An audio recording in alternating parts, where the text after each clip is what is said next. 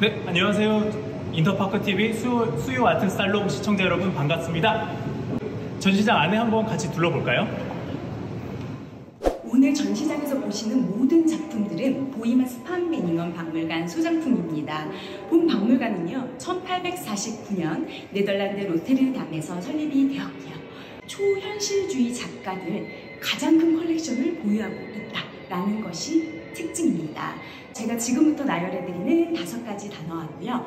3가지 기법을 기억을 하고 계시면 어디 가셔서 나 초현실주의 좀 안다 라고 말씀을 해주셔도 무관할 것 같습니다.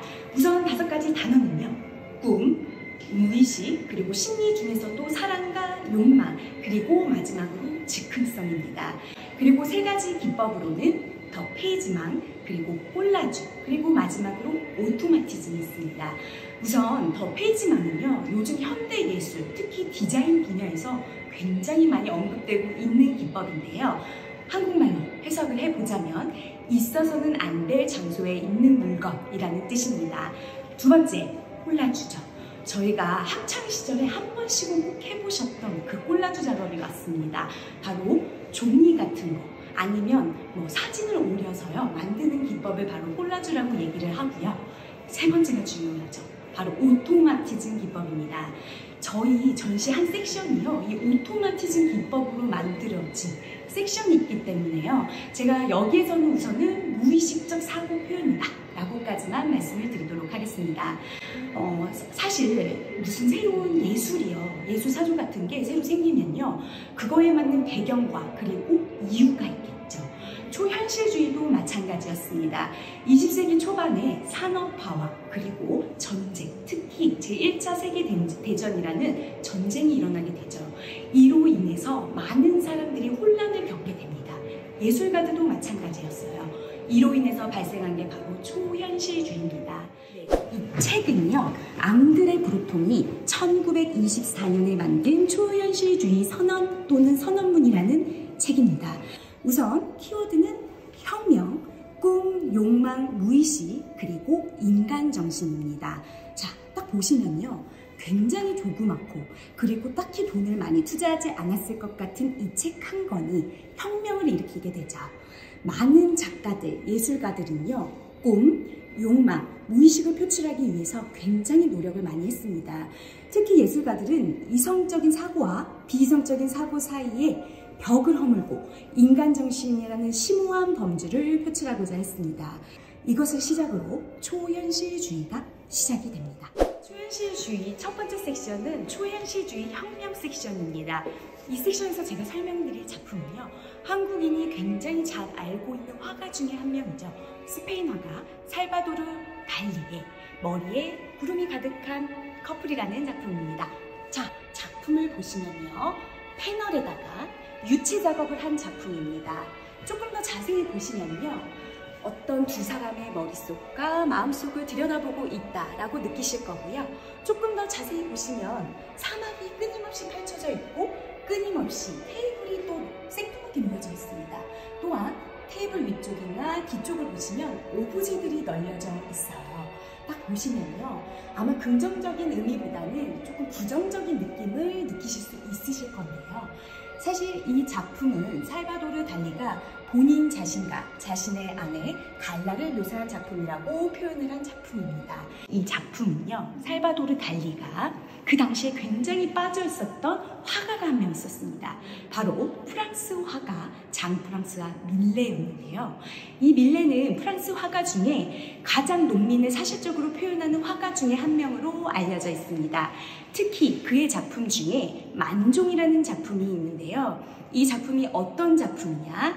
해가 하늘에서 떨어지고 있었고요. 그리고 밭농사를 마친 농민 두 부부가 감사의 기도를 드리는 신성시된 작품입니다. 이 작품을 보고 달리가 무엇을 느꼈냐? 특히 이 부분이었는데요. 이 부분이 이 농민의 아내가 약간 고개를 수그리고 기도를 하는 모습입니다. 이 모습을 보고요, 영감을 받았고, 특히 이 모습을 보고 달리는 인간 내면에 있는 성적인 욕망을 느꼈다고 이야기를 했습니다. 그리고 특히 이 부분이요, 꼭 자신의 연인을 잡아먹으려고 하는 사마귀와 같다라는 느낌을 받았다고 하는데요. 자, 다시 한번 안을 보겠습니다. 머릿속을 한번 볼게요. 머릿속을 보시면 약간 어둡게 표현을 한 것을 보실 수 있는데요. 사실 이 작품은요, 달리의 잠재의식 속에 있는 미래에 대한 두려움 그리고 위험을 상징하는 작품입니다. 자, 여기에서 중요한 게 하나 있죠. 바로 이 작품이 만들어진 시기입니다. 왜냐? 이 작품은요, 달리하고 갈라가 굉장히 행복했었을 때, 3년 전, 만난 지 3년밖에 되지 않았을 때 만든 작품이었는데요. 즉, 이 작품이 표현하고자 하는 게 무엇이냐? 인간에게 있어서 미래를 예측할 수 있는 무언가가 있다, 암시를 할 수 있는 어떤 것이 있다를 표현하는 대표적인 작품이기 때문에 굉장히 중요하고 꼭 말씀해드리는 작품입니다. 두 번째 작품 설명드릴 건데요. 독일 화가 막스 에르스틴의 커플이라는 작품입니다. 자, 제가 좋아하는 키워드를 한번 나열을 해볼게요. 키워드는요, 우선 다다이즘 그룹이 나오고요. 콜라주, 그리고 마지막으로는 최면이 나옵니다. 우선 1919년에 막스 에르스틴이 독일 켈른에서 다다이즘 그룹을 만들게 됩니다. 이 그룹은요, 무엇을 하냐? 다른 나라의 다다이스트들과 마찬가지로 전시를 합니다. 그런데 어떤 전시를 하냐? 그림이나 아니면 글을 쓰는 전시를 합니다. 그런데 이 당시에 막스 에르스틴이 굉장히 빠져있던 잡지책 한 권이 있었어요. 이 잡지책에서 그가 무엇을 보냐? 바로 형 이상학적인 그림을 보게 됩니다. 형 이상학적인 그림이라는 것은 약간은 섬뜩하고 기괴하고 이상해 보이고 형태가 없는 것 같지만 있는 그런 그림을 형 이상학적인 그림이라고 하는데요. 막스 에르스틴이 여기에서 영감을 받게 되죠. 그리고 그가 최초로 하게 된 게 바로 우리가 학창시절에 한 번씩 해보았던 꼴라주 작업이었습니다. 자, 그림을 한번 같이 보겠습니다. 딱 보시면요, 대놓고 사람이라고 얘기하는 것은 아니지만 총 같은 모양 그리고 다리 같은 모양을 통해서 아, 이거는 사람이겠구나 라고 예상을 하실 수 있겠고요. 특히 옛날 화가들은요, 동그라미는 여성, 네모는 남성을 의미했습니다. 그렇기 때문에 여기서 저희가 또 알 수 있는 것은 아, 이쪽이 여성이구나, 이쪽이 남성이구나 라고 깨닫게 되는데요. 사실 이 커플이라는 작품은요, 세 명의 성적인 관계를 나타낸 작품입니다. 그러면 갈라, 폴, 엘리알입니다. 한 명은 누구일까요? 라고 여쭤보고 싶지만 대답할 분이 없기 때문에 스스로 대답하겠습니다. 바로 막스 에르스틴이었어요. 이 세 명의 성적인 관계를 나타낸 작품입니다. 본 작품은요, 살바도르 달리가 또 나오죠. 바로 살바도르 달리의 서랍이 있는 밀로의 비너스라는 작품입니다. 제가 좋아하는 키워드를 나열을 해볼까요? 우선 미의 대명사 나오고요. 두 번째로는요, 럭키 세븐 나옵니다. 세 번째 꿈의 해석, 네 번째 미노타우루스까지 설명을 드리도록 하겠습니다. 우선 지금 보시는 이 조각은요, 고대 그리스 비너스 조각, 밀로의 비너스입니다. 밀로의 비너스는요, 미의 대명사로 불리죠. 그런데 고대 그리스 비너스는 종류가 굉장히 많습니다. 그런데 왜 하필 밀로의 비너스가 그렇게 미의 대명사로 불리울까? 이게 굉장히 재밌어요. 이유는요, 현존까지 남아있는 비너스 상 중에 유일하게 머리 이상까지 남아있는 건 밀로의 비너스밖에 없습니다. 그래서 미의 대명사로 불리는데요. 사실 고대 그리스 밀로의 비너스는요, 보기에는 석고처럼 보이지만 청동에다가 흰 색깔 페인트 칠한 겁니다. 그런데 살바도르 달리가 이렇게 새로 조각으로 만들면서 실제로 석고로 만들게 됐는데요.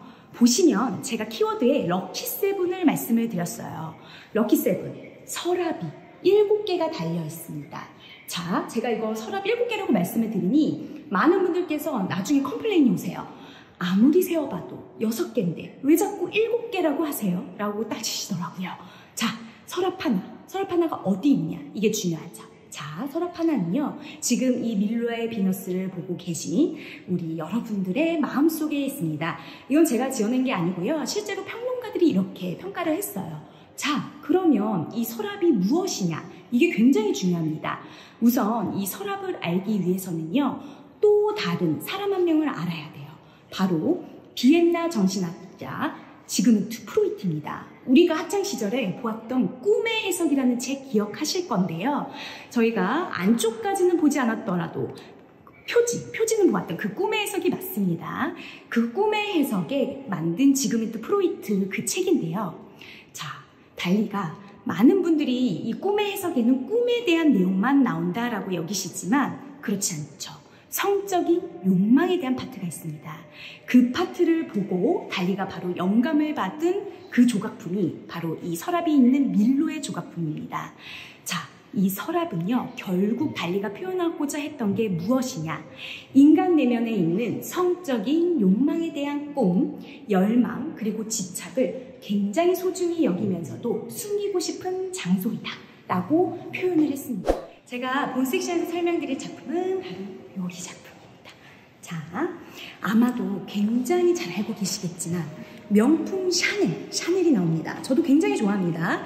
이 명품 샤넬이 유일하게 질투했던 디자이너 한 명 있습니다. 바로 그 이름하여 프랑스계 이탈리아 디자이너 엘자 스키아팔렐리라는 디자이너입니다. 그 디자이너가요 만든 향수병입니다. 딱 보시면요 코담배 모양인데요.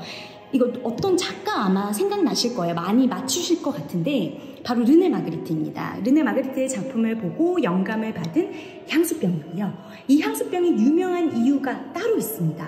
바로 제임스 본드 007 시리즈에서 악당이 자기 손수건에 계속해서 이 향수를 뿌렸다고 해요. 엄청난 광고가 됐고요. 실제로 판매가 됐던 작품입니다. 자, 그리고 이 앞쪽을 한번 보겠습니다. 앞쪽에 보시면 이 작품은요, 향수병이에요. 살바도르 달리가 만든 향수병이고 이름은 태양왕, 말 그대로 루이 14세를 표현한 작품입니다. 사실 현장에 오시면 제가 새로운 기법 같은 걸 많이 말씀드리는데 그 중에서 유명한 기법 중에 하나가 편집 직접 비평이라는 그런 비평 방법이 있습니다. 바로 하나의 이미지를 여러 가지로 해석이 가능하다라는 건데요. 그거를 아주 정확히 보여주는 그림이죠. 딱 보시면요. 아마 갈매기가 날아가신 것도 보이실 건데요. 또 하나 그림이 보이실 거예요. 바로 사람 얼굴이죠. 이렇게 해석을 여러 가지로 가능한 게 바로 편집지적 비평이다라는 것을 기억을 해주시면 좋으실 것 같고요. 저희는 저쪽 방으로 이동을 해보도록 하겠습니다. 만네의 루시안 디카스의 수수께끼라는 작품이에요. 자, 사실 말도로르의 성가라는 소설이 초현실주의에 있어서 굉장히 중요한 소설인데요. 제가 앞서서 따로 말씀은 안 드렸어요. 그런데 거기에 재봉틀이라는 문구가 나오는 문구가 하나 있습니다. 이 문구에서 이 만네이가 영감을 받은 거예요. 이 당시에 초현실주의자들이 이 소설에 빠진 이유는요. 전혀 예상치 못한 것들끼리의 만남을 통해 미를 표현했다라는 의미였기 때문입니다. 딱 보시면요. 그 소설에서 말씀드린 재봉틀에다가 천을 씌우고요. 끈으로 묶었죠. 딱 보시면 전형적인 전혀 예상치 못한 것들끼리의 만남으로 미를 표현한 대표적인 작품입니다. 제가 마지막으로 한 문장 하나만 말씀드리고 끝내도록 하겠습니다. 네. 마르세 디시앙 작품이 저희가 곳곳에 놓여져 있습니다. 그분이 나중에 이름 하나를 만들어요. 그 이름이 바로 로즈셀랍이라는 이름입니다. 평소에 말장난을 굉장히 좋아하셨거든요. 이 로즈셀랍에는 두 가지 의미가 있죠. 사랑, 그것이 인생이다 라는 말하고요. 또 하나는 삶을 위해 건배를이라는 말이 들어가 있습니다. 결국 우리 삶에 사랑과 건배를이라는 의미로 살아가겠다라는 의미입니다.